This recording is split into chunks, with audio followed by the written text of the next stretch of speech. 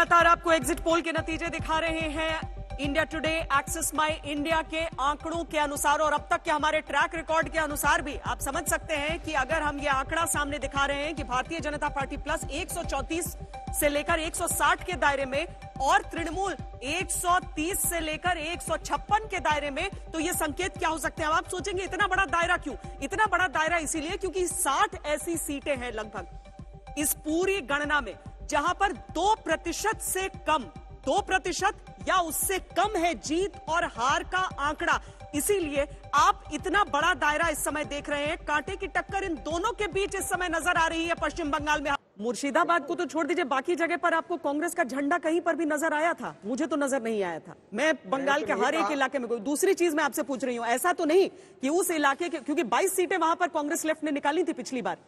मैं तो ये समझना चाहती हूं कि ऐसा तो नहीं हुआ कि वहां पर उन लोगों ने सोचा कि ये कोई विकल्प ही नहीं है, या तो तृणमूल को दो, तो इसीलिए तृणमूल इस समय वहां पर आगे बढ़ती हुई नजर आ रही है।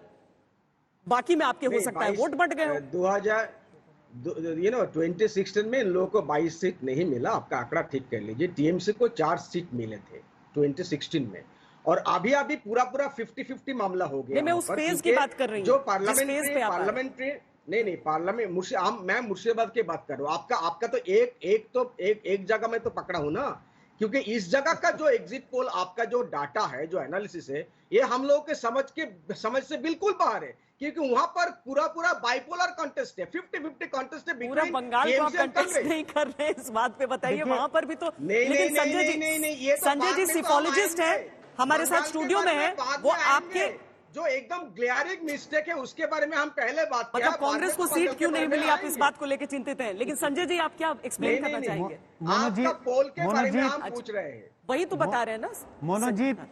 हालांकि ये सर्वे हमारा नहीं किया हुआ है, ये Axis My India Pradeep Gupta ji ने किया है। लेकिन जो सवाल आप उठा रहे हैं और आप बार बार इस बात का जिक्र किया जा रहा है कि 27 सीटें 26 सीटें ऐसी हैं जहां पर कि जीत हार का फैसला जो पार्टी नंबर 1 और पार्टी नंबर 2 है 1% का फासला है। 60 सीटें ऐसी हैं जहां पे कि 2% का फासला है। ये संभावना है कि मालदा मुर्शिदाबाद की जो विधानसभा सीटें हैं वो इन्हीं सब सीटों के बीच में फंसी हुई होंगी, और हो सकता है हार जीत का फासला का जो अंतर है, अभी जो अंतर दिखाई पड़ रहा है वो बहुत माइनर है। तो 2 सीटें हैं, हो सकता है कि आप 6 सीटें भी हो सकती है, 4 सीटें भी हो सकती हैं। तो इसकी संभावना से इनकार नहीं किया जा सकता। आपको लग रहा है ऐसा कैसे हो सकता है? लेकिन कई बार ऐसा होता है। जवाब आपसे सुनेंगे, लेकिन पहले एक बार शहनवाज हुसैन भी चूंकि हमारे साथ हैं, उन्हें भी जोड़ लेते हैं, उसके बाद हम आपसे जवाब जरूर ले लेंगे। शहनवाज जी, ये जो पूरी चर्चा को जो दिशा मिल गई है, इस सीटों के जो टकराव है दोनों के बीच इस समय, बीजेपी और टीएमसी के बीच में, अमित शाह तो 200 प्लस पार का आंकड़ा दिया करते थे, लेकिन आज 200 के आसपास तो नहीं दिख रहे हैं। टक्कर में दिख रहे हैं पर 200 के आसपास नहीं दिख रहे हैं। शहनवाज जी देखिए, मैं भी बंगाल घूम के आया हूं, प्रचार में रहा हूं, आप भी गई। हम सब सीट जीतने के लिए लड़ते हैं और हम टारगेट बड़ा करके लड़ते हैं। हम कभी भी अपना टारगेट कम करके नहीं लड़ते। हम 200 के पार जाएंगे यही कह के हम चुनाव में गए, और यही वजह है कि आज हम 200 के पार पहुंचेंगे ऐसा लगता है हम लोगों को। लेकिन मनोजीत दा के साथ दिक्कत ये हो रही है कि इनकी सरकार नहीं बन रही है, इस वजह से फिक्रमंद नहीं है। कांग्रेस की 0 से 2 लेफ्ट और ये मिलकर कैसे हो जाएंगे, इसके लिए आपसे बहस कर रहे हैं। मनोजीत, आपको आपत्ति इस बात पर हो रही है कि आखिर कांग्रेस और लेफ्ट कैसे इतने पे सिमट गए? क्या आपको लग रहा था कि जब कांटे की टक्कर हो जाएगी तो कांग्रेस लेफ्ट आपको समर्थन दे देंगे और सरकार बनाने में कोई दिक्कत नहीं होगी? नहीं, देखिए ये बात नहीं है। हमारा जो असेसमेंट है बिल्कुल साफ है। हम क्लियर मेजोरिटी हम लेंगे, और एग्जिट पोल को अगर मानोगी, हम तो पूरा इनकार नहीं कर सकते, पूरा मान भी नहीं सकते। ज्यादा से ज्यादा एग्जिट पोल टीएमसी को आगे दिखा रहा है, ये आप भी जानते हैं, हम भी जानते हैं। लेकिन इस बात में हम बिल्कुल कंप्लेसेंट नहीं है। हमारा जो असेसमेंट है वो बिल्कुल साफ है। हम लोगों को क्लियर मेजोरिटी मिलेगा और वो 175 से कम नहीं होगा।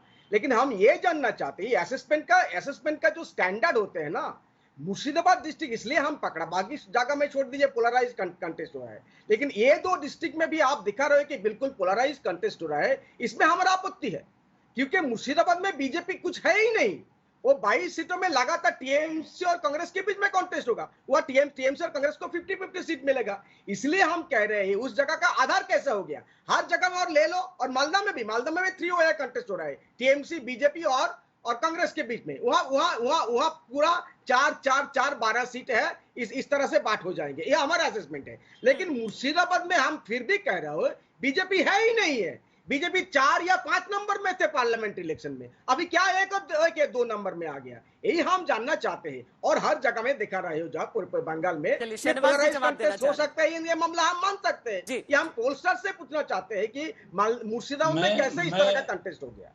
मनोजित दा, मैं आपसे ये जानना चाहता हूँ श्वेता जी के जरिए कि आप ये बताइए, मुर्शिदाबाद में नहीं है, ये तो आपने मान लिया कि बीजेपी नहीं है, बीजेपी कहाँ कहाँ बहुत स्ट्रांग है यही बता दीजिए आप।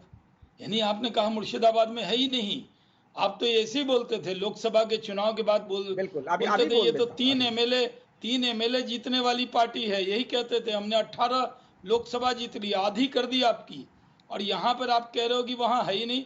दादा, जनता पर भरोसा रखिए, आप अपने आकलन पे मत जाइए। आप तो एग्जिट पोल को नकार भी रहे हैं और मान भी रहे हैं। आप बिहार, आप ये देख लीजिए वहाँ की जो जनता है उसने मन बनाया परिवर्तन का। आप क्या हालत थी आपकी, टीएमसी क्या थी कम्युनिस्ट पार्टी के सामने। अगर भारतीय जनता पार्टी आज सांप्रदायिक नजर आ रही है, हम ही लोग साथ थे, दीदी के रेल मंत्री बनाया था वाजपेयी जी ने, बीजेपी ने उनको। और जब हम लोग उनके साथ खड़े थे नंदीग्राम और सिंगूर की सारी लड़ाई में, और जब नंदीग्राम में हम आपके सामने लड़े हैं तब आप कुछ नहीं है।